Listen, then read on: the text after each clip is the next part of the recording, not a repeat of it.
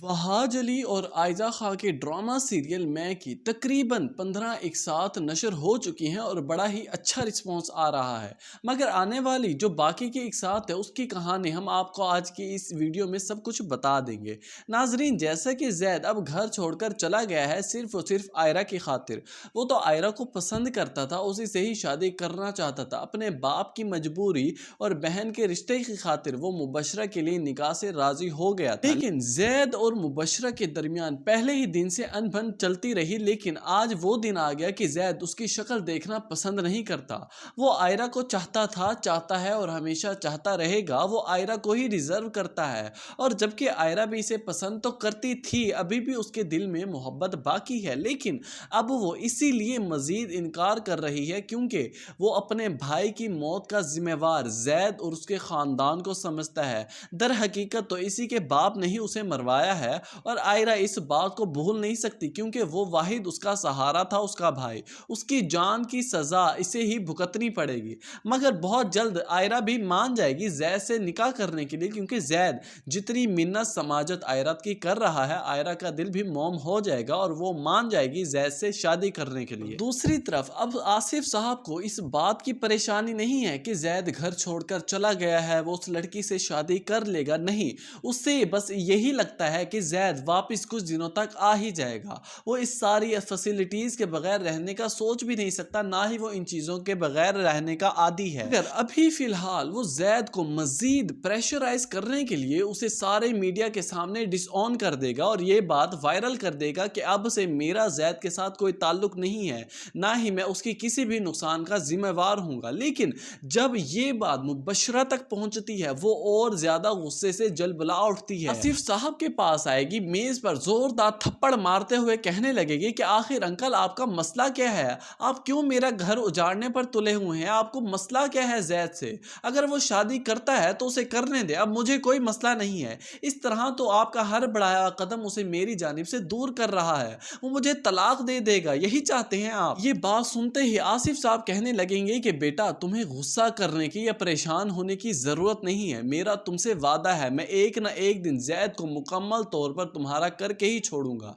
वो तुम्हारे बगैर नहीं रह सकता, ना ही उसकी कोई हैसियत है तुम्हारे बगैर।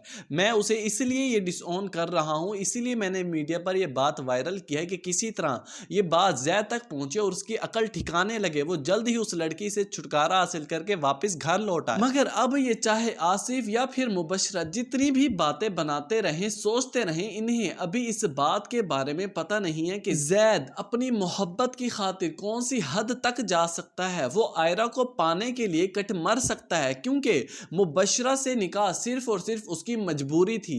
अपनी बहन की खातिर कुर्बानी दी और डैड के बिजनेस को ग्रो करने के लिए पार्टनरशिप करवाई। अब नाजरीन, जैद के जाने का गम तो मुबशरा लगाए बैठी रहेगी। दर हकीकत तो बात यह है कि अब मुबशरा के दिल में जैद के लिए फीलिंग्स पैदा होने लग गई हैं। वो अब उसे पसंद करने लग गई है। उसके दिल में उसके लिए मोहब्बत अब पैदा होने लग रही है।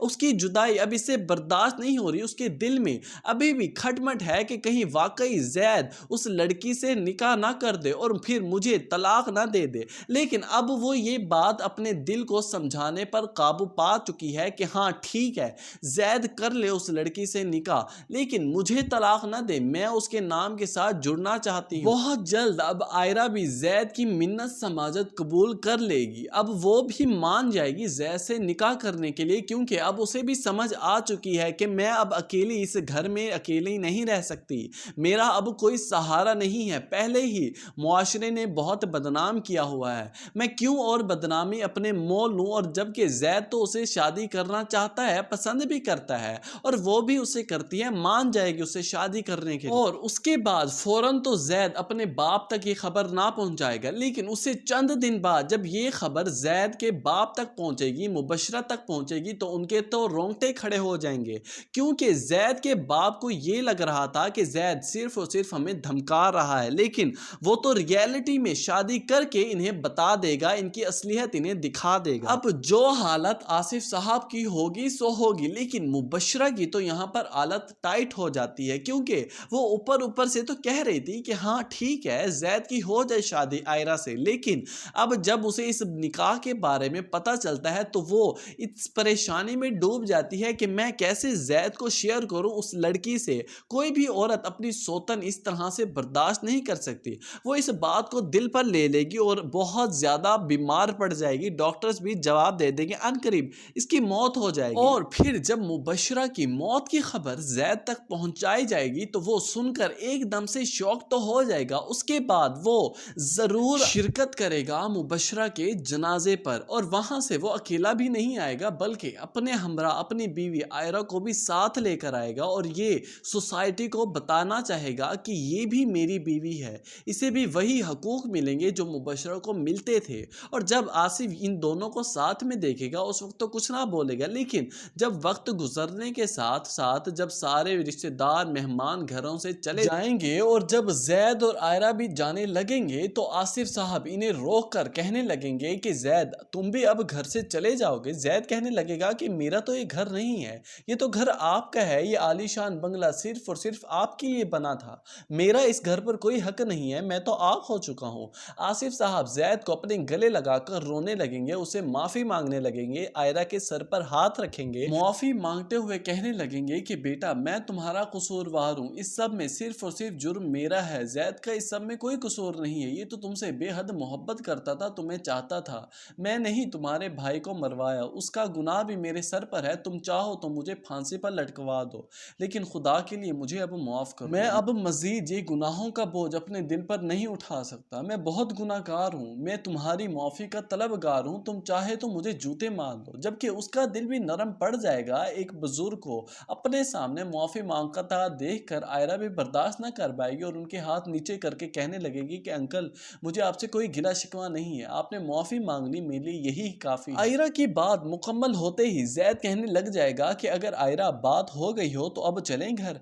ये सुनते ही आसिफ साहब जैद को रोकने लगेंगे और कहने लगेंगे कि तुम अभी भी जाने की बात कर रहे हो, तुम अपने बाप को इस वीरान घर में अकेला छोड़कर कैसे वहां सुकून से रह सकोगे।